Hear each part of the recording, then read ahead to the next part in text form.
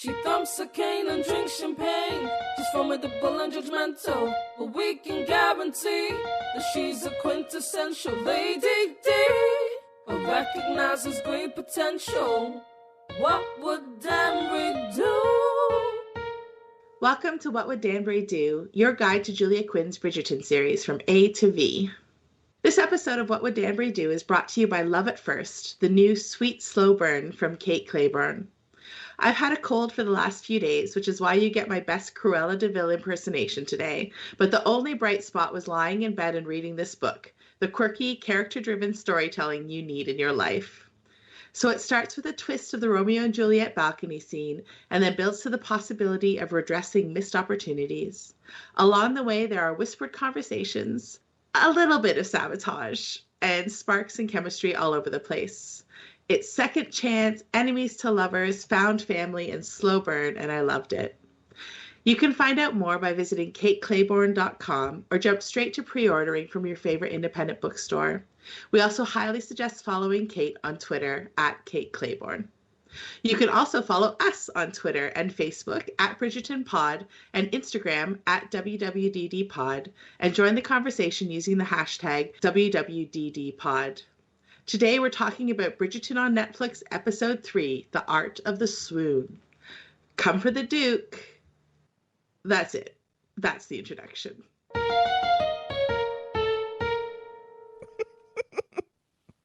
it's the masturbation episode. Oh, you finished. We're going to talk about this later because I know that we sort of try and move through the episode chronologically. But there is a part, actually, throughout this whole episode, there are so many masturbation in jokes all the way through that I totally missed the first time around. So it was sort of like little Easter eggs of fun for me to go through and find. No, they're not Easter eggs, they're jade eggs. God, that would be one hell of an Easter egg hunt, wouldn't it? This is horrific. Let's not do it. Both Daphne and Marina are finding husband hunting exhausting, but for very different reasons. The ladies Danbury and Bridgerton feel very smug about the continued courting of Daphne by Simon. Anthony's mistress, the opera singer Sienna, gives him an excellent dressing down, but not the fun kind. The handsome Prince Friedrich arrives in London to visit his aunt, Queen Charlotte, and hunt for his princess. Sienna, Marina, and Daphne all end the episode heartbroken, featuring an important personal lesson, one hell of a fuck you dress, fake correspondence, and an art lesson. Hi, I'm Rudy. Hi, I'm Kate. I'm Adele. This episode opens with a dream sequence. A very sexually suggestive but not explicit dream sequence. Daphne's about to have a sexual awakening. That's exactly what I wrote down too. Because she's certainly having feelings, because we also get this like lovely little montage of, I'm trying to think what else is in it, but all I wrote down was the spoon. We sort of learn a little bit about that Daphne's having a little bit more agency in her life because she's been allowed to reject 3 suitors that week alone. So she's clearly having loin feelings, but not about any of the people who are actually coming out to propose to her. And then we go to the spoon. I do not find the way that he licked that spoon to be hot. I know that we haven't really had the big discussion about female gaze yet, but this is the sort of thing that I think of when I think about the female gaze, because how cliched and understood would it have been if we'd watched Daphne eat a banana, for example? You don't often get this kind of suggestive scene where it's clearly about women and giving women pleasure, as opposed to, and that sexual awakening is about Daphne finding pleasure and not necessarily about Simon finding his pleasure in Daphne. It's so bad. I was thinking Spoonilungus, but it's so stupid. I do like that they were Gunters, though, because if you've read historical romance, you know about Gunters. It's like the Vauxhall thing. Like, We're getting all the hot spots of a historical romance. Well, I guess all the hot spots of Regency London, right? Yes, because that's a real place and time, It is. which I sometimes forget.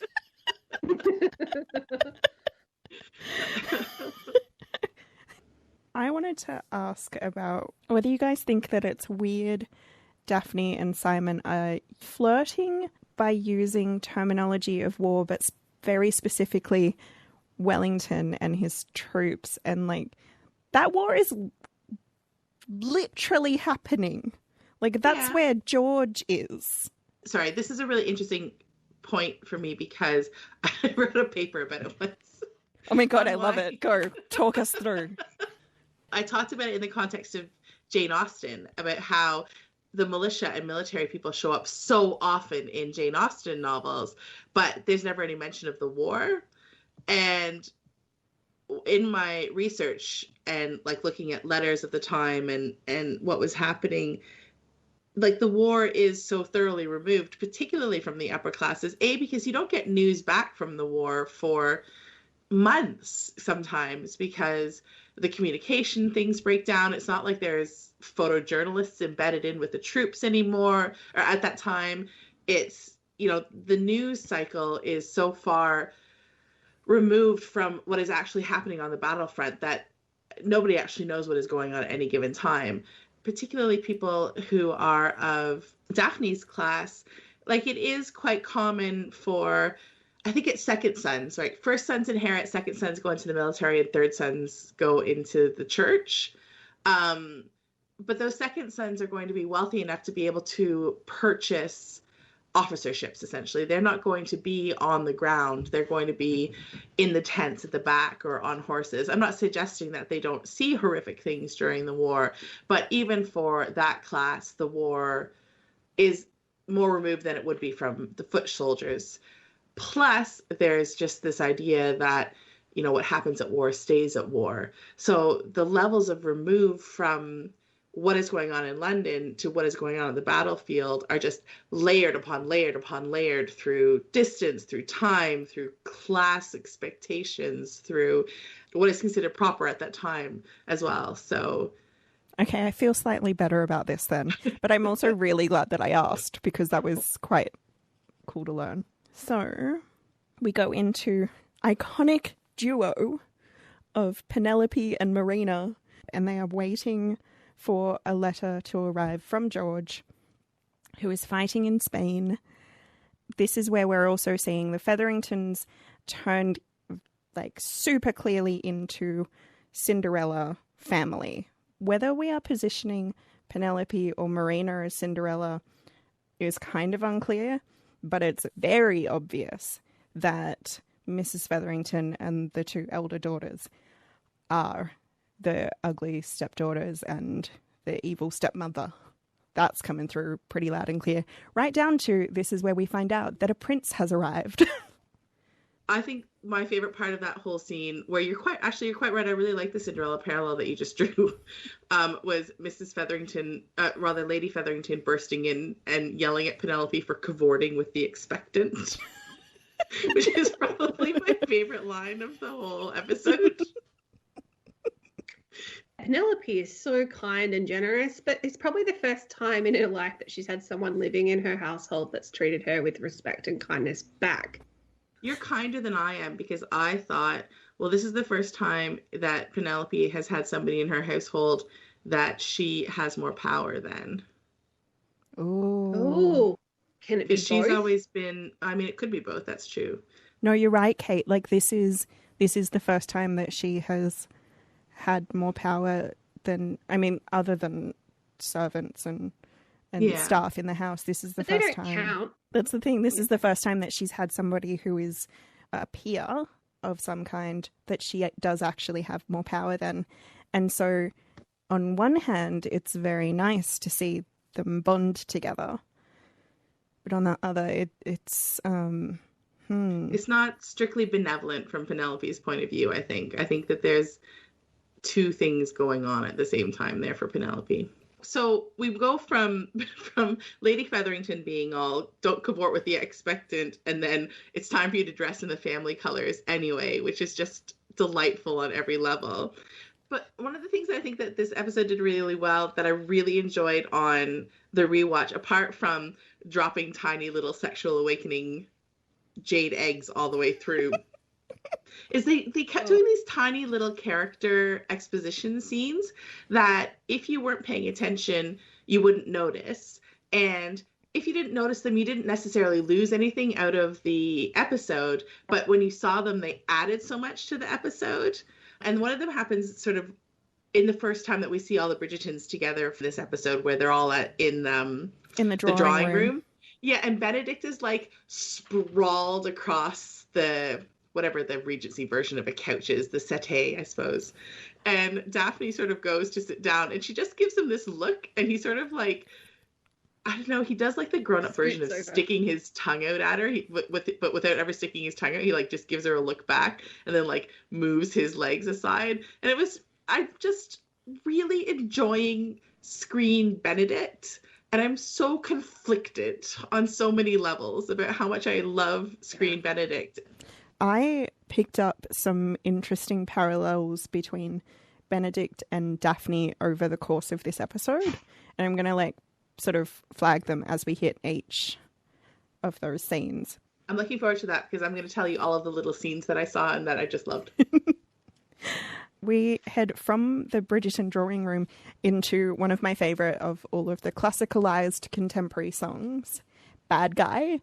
By Billie Eilish. It's kind of matched by the ball, which I like to call the bird ball in my head, because there's bird cages everywhere and everyone has feathers in their hair. And it's kind of ridiculous. The amount of thought that has gone into everything in this series is kind of mind-boggling. I don't know how familiar you guys are with Northanger Abbey, and when Catherine and Mr. Tilney dance for the first time, and he has this like really ludicrous conversation with her about, we've got to hit these talking beats and then we can be rational.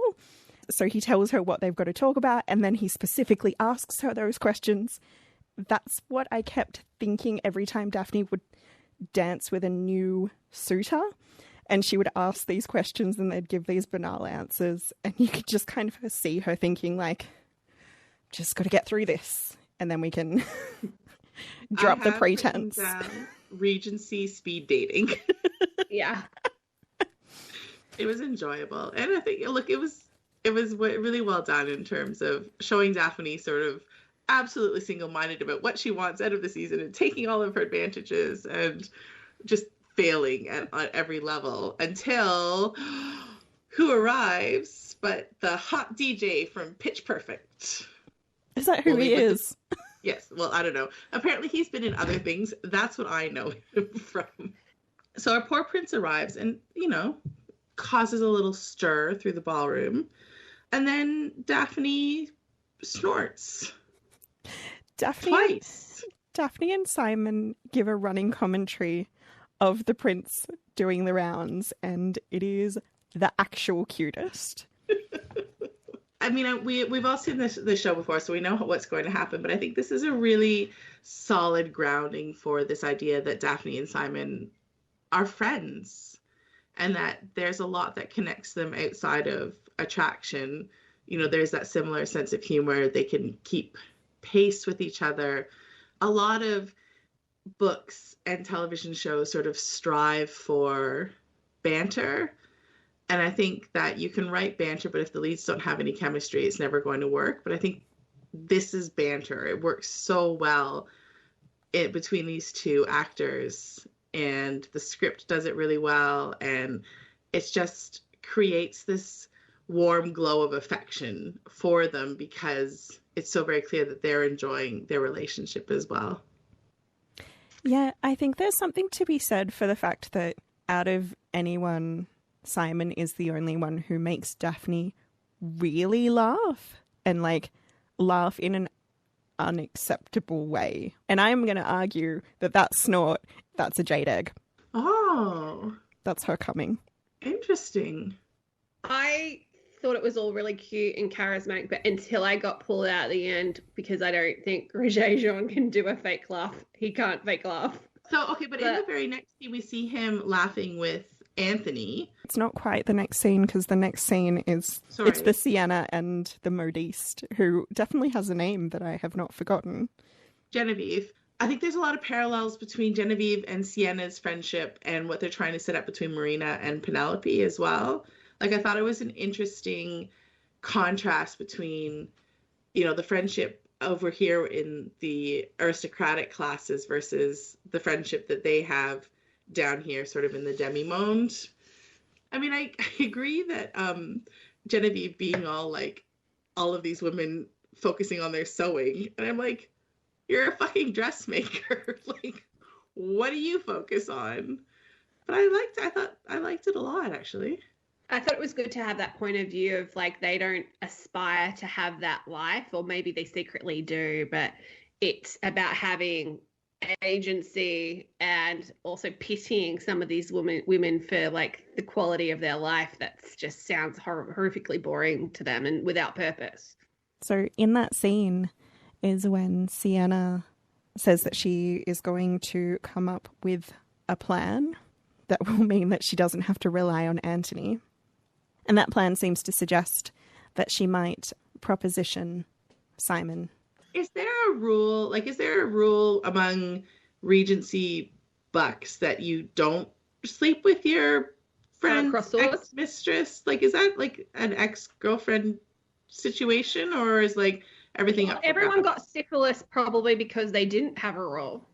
I also, in a contemporary setting, don't believe in that rule because people don't get to own other people. Well, yeah, I'm on board with that one too. Then we get to, I'm going to call this my actual favourite scene of this episode. And I'm not ashamed to say it, and I'm fairly sure lifted straight out of the book. It is Daphne and Anthony down in the kitchen to have a glass of warm milk, but they don't know how to light a fire. So they settle for cold milk, and it's so endearing. For me, it's just nice to have those two actors having a scene with each other that isn't them being cross with each other and actually having a warm connection with one another, but also playing a little bit of the humor of it as well. Anthony knows, but Daphne doesn't know that they're currently sharing a similar situation, because he does that like moony face and then says something along the lines of, you know, sometimes people aren't meant to be together, and then like looks aside and looks very sad. And Daphne, you know, just assumes that he's talking about her and Simon, but we all know that he's also talking about himself and Sienna as well. So there's a shared heartbreak there, even though Daphne isn't aware that it's shared. Yeah, so we head into the next day to Somerset House, where a new wing has been opened up so that we can look at art. I think that this scene is quite interesting because we are getting a lot of different characters' take on art, and it is very much a window into who they are as people, as characters. So we do have like our proto-feminist analysis from Eloise and Penelope, but we also have Bi-nedict, who is doing his like his meet cute moment. Strong opinions, no ability. Yeah. Which is like Lady Danbury has encouraged him to insult an artist to his face. The way I what laughed, is going to be the beginning of a beautiful relationship. I have such high hopes for that relationship. Please listen, Chris Van Dusen, because we need this to happen. And then, of course, there is Simon and Daphne, who are having their conversation about a painting that Simon has donated that once belonged to his mother, and it is very much a metaphor. Discuss. I think Phoebe is fucking amazing in that scene, and the camera is largely on her face talking about that landscape, and it comes in so tight on her face, and like obviously later it comes back to show their hands almost touching and then beginning to have that intimacy of physical intimacy between them. I kind of almost wish, and people would kill me for saying this, but we welcome hate mail. Says you. I'm the one who reads the emails. On her, directed to me at Snarky Wench. Like, it just stayed on her face with him just turning to look at her at the end. Like, I almost wish it was a bit more pared back, that the hands didn't actually touch. Oh, no, you're wrong. But okay. There you go. There you go now. Two things. First, because when I just want to show off here because I know something, and I think that maybe other people may not know it. And I will fully credit Stuff You Missed in History Class, which is a podcast that I learned this thing on. But Benedict says, you know, why wasn't this painting skied with the rest of the daubs? Skied is when you would place a painting up above the vision line of the people who were attending the exhibition, because the paintings that were less accomplished or by less important artists would be placed highest up on the ceiling, and thus not particularly able to attract the viewership or the attention from everybody else. And a daub is like a crude painting, like you just sort of daubed paint onto the canvas. And I was like, I know what that means. I know what skied means. And also Benedict's being a dick here, but that's okay because he and the artist are going to fall in love and it will all be forgiven. So, number one, I didn't know what those words mean. I thought it meant something different. But weirdly, I did know it was really kind of competitive about like where you were placed on the wall in a gallery. And there's a Revisionist History episode about it. The first time that a woman was placed at eye level and given like a place of prominence, it then didn't happen again for like another 100 years. And because also that's the episode that he did that features Julia Gillard. Former Australian Prime Minister Julia Gillard, our one and only female Prime Minister so far. Sorry, I thought it was Stuff You Missed in History Class. It may have been Revisionist History. Both are great podcasts. You should check them out. One of them taught me what skied means. So now I am sharing it with you, our listeners, so you too can look like a pretentious wank next time it comes up in conversation. Are you done with your pretentious wank? You had two, didn't you? Oh, well, my second one was that there was another little scene there when Daphne arrives, and I think it's lovely that Gregory and Hyacinth sort of dash in first, and then Daphne arrives, and there's this teeny tiny little scene where the prince is talking with Cressida. He looks up, sees Daphne, and like bolts. Just comes straight at Daphne. And again, it could have been like, it was a split second of a scene, but it was so well done because it says a lot about the prince's interest and also sort of sets up what's going to happen a little bit later with Cressida. So my pretentious wank is like maybe more of a provocation, but I am wondering if the conversation that Eloise and Penelope have where they are effectively talking about the male gaze of art is then kind of soon after juxtaposed with the discussion that Simon and Daphne are having, which is framed in what could be called a female gaze, because it's featuring on hands, it's featuring on like faces. I think that you might be right, not necessarily only because of the way that it's shot, although that plays into it as well, but also because of the conversation that's being held. Like, they talk about, the grand and impressive paintings that were favorites of Simon's father, but then they talk about the intimate and softer paintings that were favorite of his mother. And rather than devaluing, I suppose, the quietness of that painting, they talk, Daphne provides this analysis that underlines the importance of the painting and proves, I think, that it has a worthy place in this exhibition, even if it may be passed over as not as grandiose or as important as some of the other paintings that Simon may have loaned to the exhibition. So I don't disagree, I think it's there in the dialogue as well as the framing of the shot. So from that, we also need to talk about the titular swoon. Like, realistically, if you're going to swoon, you want to make sure that you're swooning in the direction of the most eligible person in the room who would then be obligated to catch you. But I thought, in particular, Cressida just added, like, those little details that really make a swoon spectacular. Like, if you notice her hand, the back of her hand is just pressed gently to her brow so that you can understand that she's overcome, and somehow her dress stayed in place. Is it artful if it's complete bullshit? I would argue that makes it the most artful. Like that is, the bullshit is what makes it artful. It's in no way a medical issue. Thus, it is entirely performance art, in which case she's right up there. Reading romance, like, you get really into sort of the idea of the swoon and fainting couches, and it all kind of becomes part of your vocabulary, right?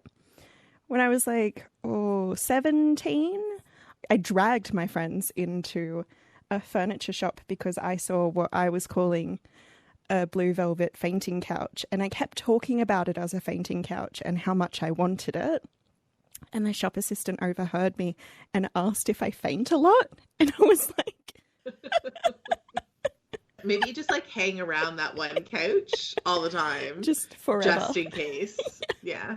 I've got to confess something. When I look at Cressida, all I can think of when I look at her very severe hairline, the hairpiece and everything, is that she looks like a dinosaur. I can see it, actually.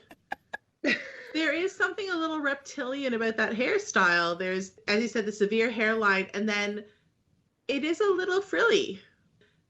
So Simon leaves the exhibition, and his driver, I guess, says to him, "Hey man, we got a boot if we're going to make it to the opera."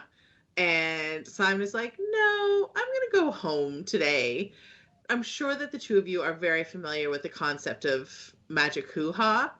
I don't know who actually came up with it, but I learned about it from Jenny Crusie, who spoke about it as this romance novel trope wherein once the hero has had sex with the heroine, all of a sudden no other hoo-ha is going to do. And even if he'd been the most rakish rake that had ever raked, once he'd had a taste of this magic hoo-ha, that was it. He was done. He was monogamous to this hoo-ha for the rest of his life. So I am really impressed by Daphne, who is in fact able to magic hoo-ha Simon with just a little bit of hand-holding. I believe the name magic hoo-ha, or term, whatever, came from Smart Bitch's Trashy Books. I think that it's from Beyond Heaving Bosoms. I mean, that's the thing we've just been talking about, yeah? Romance community does have a very interesting vocabulary and a way of communicating. We're a subgroup that has its own language. Because it was the Mighty Wang and the magic hoo-ha. Did you know that 82 million households tuned into at least one episode of Bridgerton on Netflix the first month it was available? And did you know that Bridgerton is based on a romance novel series by Julia Quinn? Lots of people who have never picked up a romance novel before are dipping in as a result of the Netflix adaptation. If you are one of those people who don't identify as a romance reader, but decided to read one or more of the Bridgerton novels as a result of watching the show, I am asking for your help. That's right, you. But who am I? My name is Andrea Martucci, and I'm currently working on a research project to discover how Bridgerton fans are engaging with romance novels and how they perceive the romance fiction genre. I am the host of a podcast devoted to unpacking romance novels called Shelf Love Podcast. And the reason that I'm interested in Bridgerton fans specifically is because this is a once-in-a-decade opportunity where a romance text is part of a larger cultural conversation, which means that lots of new people all at once are giving romance a try. What I want to understand is how people get into romance, or don't, and how new readers perceive genre conventions. So here's how you can take part in this research project. I have a survey that probably just takes about 5 minutes to fill out. You can find the survey and learn more about the research project by going to bit.ly/Bridgerton Research. That's bit.ly/Bridgerton Research. You can also find more information on my website, shelflovepodcast.com. That's bit.ly/Bridgerton Research or shelflovepodcast.com. I'm going to be presenting this research at the Popular Culture Association Conference in June 2021, as well as discussing it on Shelf Love Podcast later this year. Thank you so much for helping with this project. I really appreciate you. That link one more time is bit.ly/Bridgerton Research. This is a really small scene, but I am very interested in discussing it purely because of our bonus episode about gossip. The Queen is kind of berating the prince for not having caught the attention of Daphne Bridgerton. And I wrote down, why does she care about Daphne? Because something that I can't quite let go of is that Queen Charlotte is a biracial monarch, and her concern around Daphne and other debutantes like her, it feels like she is recognizing the precariousness of her own situation. Like, Queen Charlotte does not have as much power as this show wants us to believe. And the cracks show because of how, I guess, invested she is in the inner workings of, like, the lives of her subjects. I think you're really right. I think that this is something that the show doesn't really address, although it's so interesting that it comes through in this way. I think that the show is sort of setting up Queen Charlotte as just almost a ridiculous figure a little bit, in terms of, you know, she's bored and has nothing to do, so she meddles in the lives of the aristocrats. And I think that the Queen's investiture in the matches of the season and in who is marrying whom creates a little tension in this idea that love can solve all problems. And I think that the Queen is working really hard to try and make it so that the power that was given to her in this opportunity is then cemented through the joining together of powerful families. That's an idea I'm going to sit with for a bit. I mean, I don't think that the show necessarily thought about this. I don't, actually. No, but I don't think so either. I think they've sort of treated her as very fickle. But I think it's interesting that it can be there as well. Agreed. That you can read Queen Charlotte as, yes, being this sort of ridiculous, flighty Material character. type, yeah.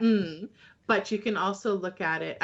We're going to talk about this a little bit later on, because I want to talk about Lady Featherington in a similar way, in that you can read her in two different ways. And the show seems to be leaning towards one way, I think, because it suits the tone of the show better, and sort of the purpose of the show to be fantastical and enjoyable and lighthearted. But there's definitely a reading that can be done underneath it that suggests tension and less social cohesion than the surface reading would believe that it had.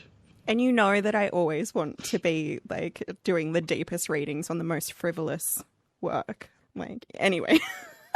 That's my job. That's why I'm here. Okay, so earlier I said that there is an interesting parallel that happens between Daphne and Bi-nedict across this episode. I wanted to talk about it a little bit because it is particularly interesting to me that Eloise is sort of like pivotal for both of these moments, and the way that she engages with Daphne is super different to the way that she engages with Bi-nedict. So we have this scene of Daphne sitting at the piano and, like, working over and over and over a piece that we come to learn is her own composition. And at the same time, Bi-nedict is sitting in somewhere else in the house with a sketchbook. and is drawing hands over and over and over and then scrapping them because they're not quite right yet.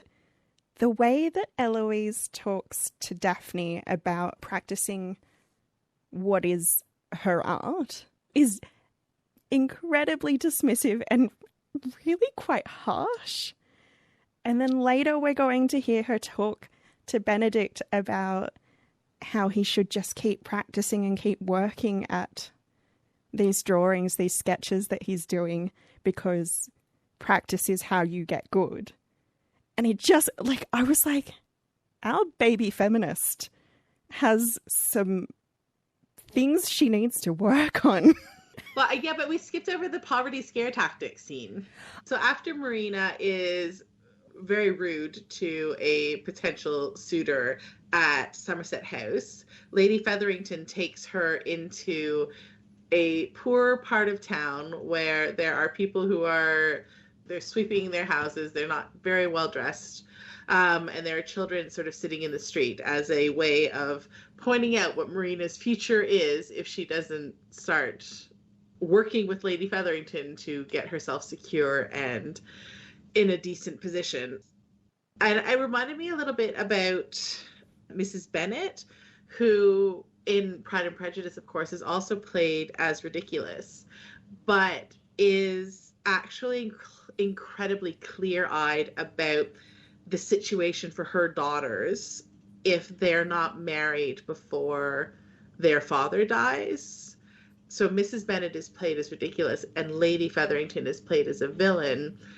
They're both approaching this situation in a way that speaks to their own knowledge and experience and recognition of what the future looks like for women who are not independently wealthy or who have a child out of wedlock or who don't conform to society's expectations and what those futures look like. And I think it's an interesting parallel between Marina, who has in fact gone ahead and done something that society has dictated that she is not to do, and Eloise, who just talks about doing things that society tells her not to do.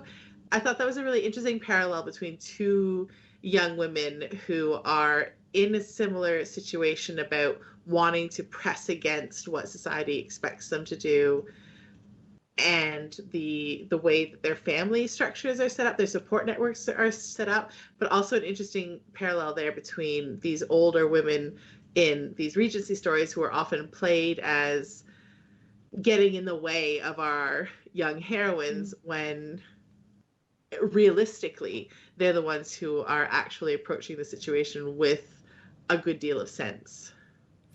There's also a line later that Featherington says to her maid that this is just like getting her to realize that men are disappointing or something along those lines. You know that you're old when you're empathizing with the parent rather than just trying to do what's best for their children. Ariel, listen to your father. Juliet, you should have just listened to your parents, then we wouldn't be in this mess.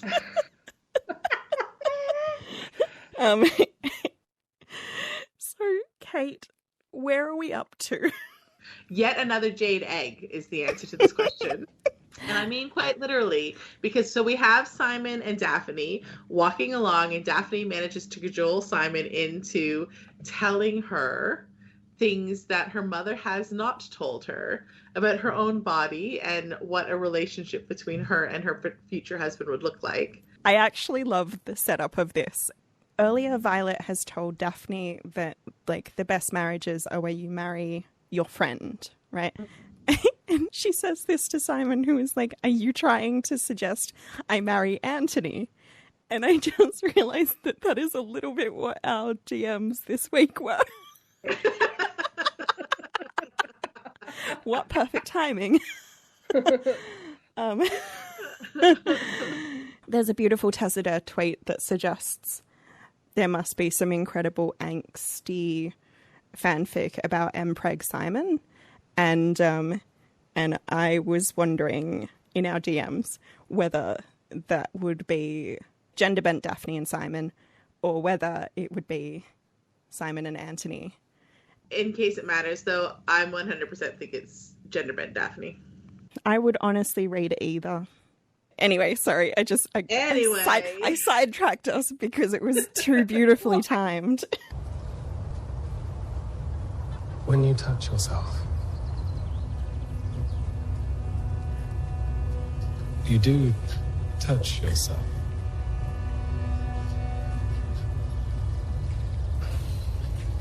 When you are alone, you can touch yourself. Anywhere in your body, anywhere that gives you pleasure, but especially between your legs. And when you find a feeling you particularly enjoy, you can carry on with that until the feeling grows, and eventually you reach the pinnacle, a release.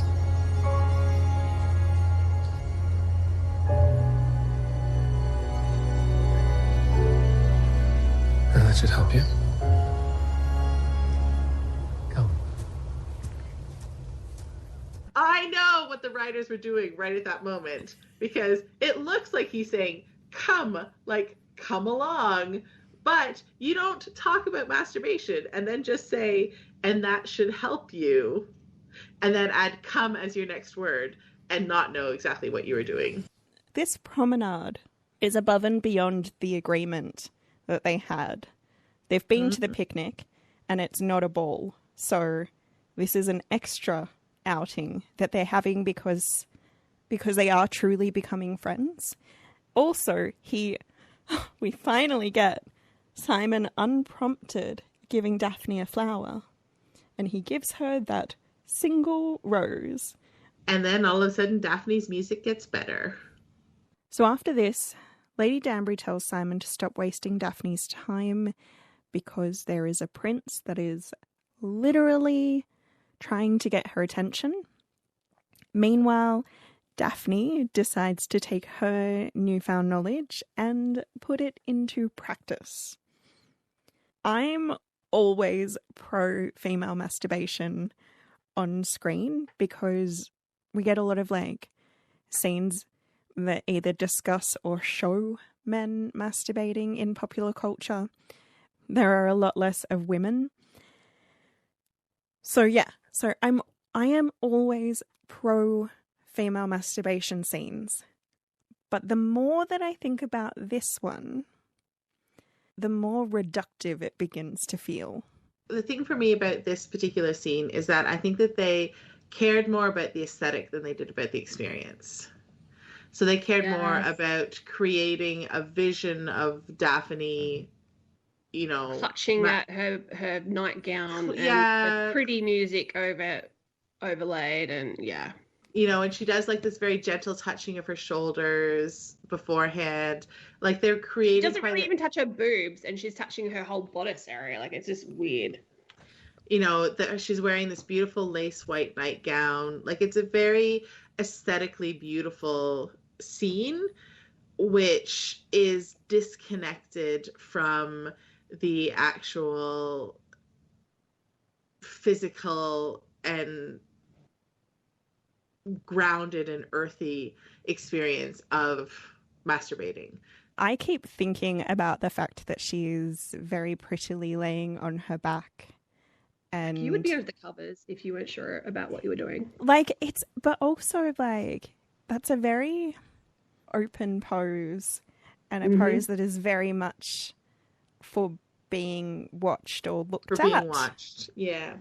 I think you're right, because I think it switches the gaze away for Daphne being watched. There was this interview I saw once with Alana Glazer, who was in Broad City, and she was doing an interview about the show itself, but they were talking about female sexuality on the show in general, and she said that it was important for them to show that girls are sexual even without the male gaze, that they can be horny, just starting from their own bodies and their own desires, not starting from some man looking at them. I think that the way that this scene is shot doesn't honor that. I think that it is shot as if somebody is watching Daphne, as if she is performing for somebody. No, it's performative rather than private. It's also, I mean, and this is the romance novel of it all, the fact that she actually does manage to finish. It's there for the Violet joke as much as anything, but like, this is her first time ever touching herself. I mean, our girl was primed, though. She's been primed for some time. It's a very... yes, but I also just... Sex in the Bridgerton universe is very quick. Okay, so at this point, we're in the home stretch, and the whole ending of this episode is just a mess of heartbreak and different people's hearts being broken. Simon and Daphne do have this conversation where she has masturbated, and now she's going to talk to Simon about... I don't actually even remember what. Well, about they should go somewhere other than Gunter's. Yeah, exactly. She says, I have an idea. And I was like, ooh, what is your idea? But then Simon progressively gets more brutal until the woman shatters in front of her. Yeah.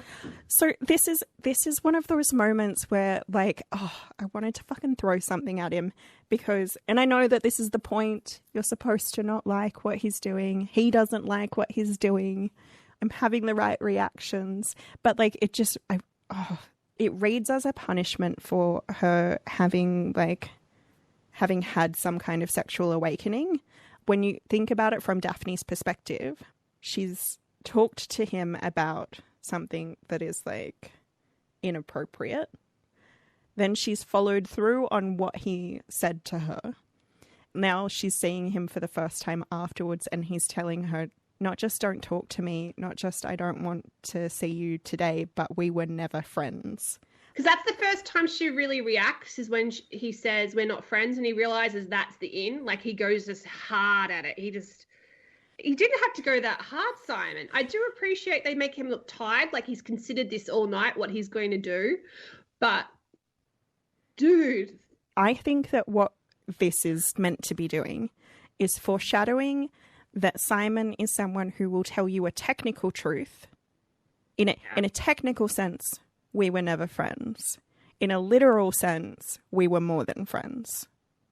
And this is something that he's doing, and he's relying on her not understanding him to be able to get what he wants. Oh, well played, Rudy. Yeah, exactly. This is one of those moments that, again, we're just going to put on the table. And maybe revisit in the future. Yeah. Well, I mean, we're creating here one of those parallels that the show likes so much, again, because we have the parallel of Daphne and Anthony in the kitchen drinking milk, and Anthony saying, you know, it's possible to not be with somebody no matter how much we may wish it otherwise. And then both of them sort of step up to the romantic plate and put their feelings on the line, and both of them get shot down by the object of their affection, sort of very close together, or at least the show juxtaposes those scenes very close together.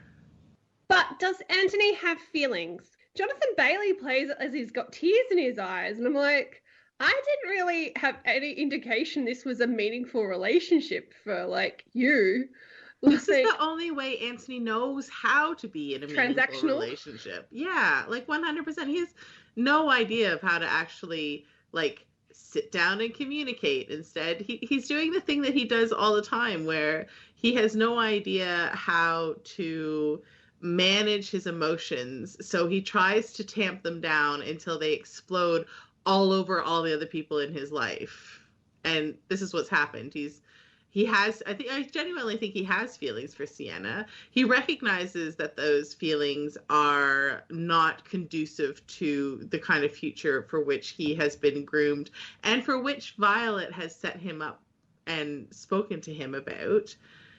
Pushes them down until all of a sudden he can't control them anymore. And then they splash all over poor Sienna, who is literally just trying to live her life, and then she actually, hands him his ass on a plate. And as is deserved.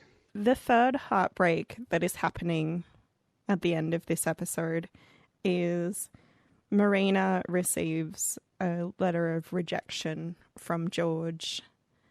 Oh my God. Like, the cry. Oh. But of course, it's not a real letter of rejection.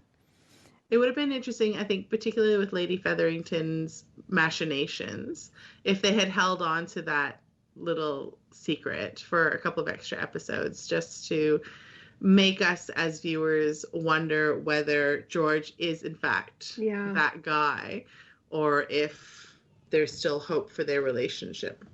That being said, without the scene of them talking about what they've done, we wouldn't have got the scene where it finishes about her eyebrows and Polly Walker does something with her eyes for a good 3 seconds. That is probably my favorite performance of the season. I wrote, I hate this, but it's very ever after, because that scene where she's sitting, like that moment where she is sitting and looking into what I assume is a mirror, like it felt very reminiscent of, and it might be the eyebrows, it may actually be the eyebrows, but it felt very Angelica Houston being that sort of kind of complicated character of, I don't like you, but like I also kind of love you in the only way that I know how, which is to be like objectively cruel. Simon's being objectively cruel to be kind as well. I know. Ugh. Doesn't work, people. Having had her heart crumpled, stabbed, set alight, and stomped on, Daphne's like, yeah, Simon, even though he just said all that bullshit, says I should end up with the prince. So shrug. And ends up going to another ball and has a slow-mo descent down the stairs, looking perfect, as was her intent, like others want her to be. So the whole ballroom turns to watch Daphne descend the stairs, including Simon and Lady Danbury, who are also in attendance at the ball. And the prince is talking to Cressida, I think. And he says, he mouths, excuse me, because we just hear the music of Daphne coming down. And he pushes through the crowd. And he pushes past Simon and Lady Danbury, and Simon doesn't blink. His eyes are glued to Daphne. But Lady Danbury gives him the most impressive side eye that you have seen in this series thus far as he brushes past. So Simon is incredibly caught up in the moment, but Lady Danbury sees exactly what is going on. And then Daphne arrives at the bottom, drops her fan, and has a prince on his knees in front of her. And that's it, the art of the swoon. I think now it's time for What Would Danbury Do? In this section, we invite miserable book characters to share their problems with everyone's favourite agony aunt, Lady Danbury. This week's letter comes from Samia Brooks from Farah Roche's The Boyfriend Project. She writes, Dear Lady Danbury, recently I found out my boyfriend was seeing 2 other women at the same time he was seeing me. You can bet the 3 of us bonded and publicly confronted him. You can find that on YouTube. We made a pledge to one another to focus on ourselves and our dreams and take a break from men for a while. But that was before Daniel showed up at work. He's everything I thought my ex was and more. But if we pursue something together, I definitely feel like I'm going back on my pledge to my friends. What would Danbury do?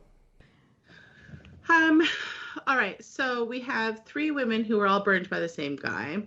They decide to form a little friendship group to focus on themselves and their careers and focus off men, which I think is a healthy way to get over a breakup. That's a really good way to get over a breakup, to focus on the things that you can control rather than the things that you can't, and to put all of that energy into yourself instead of into your relationship. So I think all of that is very healthy and very good.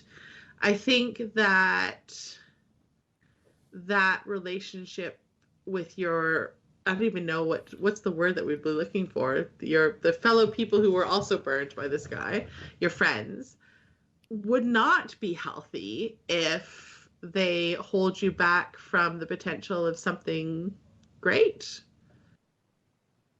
Like if they're, like, I understand the pact that they made, and I understand the fact that they all pledged together to, you know, to focus on themselves, but I don't think that they would be very good friends if they then punished you if you happened to stumble across something that could be good as well. I think it would be natural to be fearful of trusting someone again. But the point of this friendship was to give strength to each other. So you would hope that they would support you in not being in a fear-based space, and also trusting yourself about what's unacceptable. And if you're getting a bad vibe, then that person's clearly not necessarily a good person to have in your life. Talk to your friends about, like, checking up on him, because, like, babe, like, you've been catfished already. You've been 3-timed. Don't be afraid to do due diligence and check him out. And I think trust your friends as well. I think almost all of our Lady Danbury advices always circle back around to try communicating. And I think this one is going to come around to try communicating with your friends. Oh I guess it's just the idea that if you talk the truth that you hurt someone's feelings, but not talking the truth and leaving things unsaid does hurt people's feelings as well. So wouldn't you rather be not misinterpreted? Well, and these two girls, like these two other women that are in this relationship, this new friendship relationship, have already been hurt by somebody keeping secrets from them. So if you honor those friendships, then you won't keep secrets from them, even if you are worried that those secrets may disappoint them. But I want to read this book now, so... Well, Stephanie recommends it because she says that this book is great because it focuses first on female friendships, and it's a contemporary with believable stakes, and the happy ever after ending is definitely earned. If you too feel like you have a character in desperate need of some no-nonsense straight talk, feel free to audio record your letter and email it to us at bridgertonpod@gmail.com. That's all for this episode of What Would Danbury Do? We'll be back in a fortnight to discuss episode 4, An Affair of Honor. If you haven't yet, you can also check out this season's bonus episodes. Throughout season 3, we'll be speaking to some of our favorite experts about some of the major themes and techniques used across the series to bring you a little extra nuance. Make sure you subscribe wherever you get your podcasts so you don't miss out. If you're looking for us on Instagram, you can find us at WWDDpod. You can still find us on Twitter at BridgertonPod. Send us an email at bridgertonpod@gmail.com or join the conversation with hashtag WWDDpod.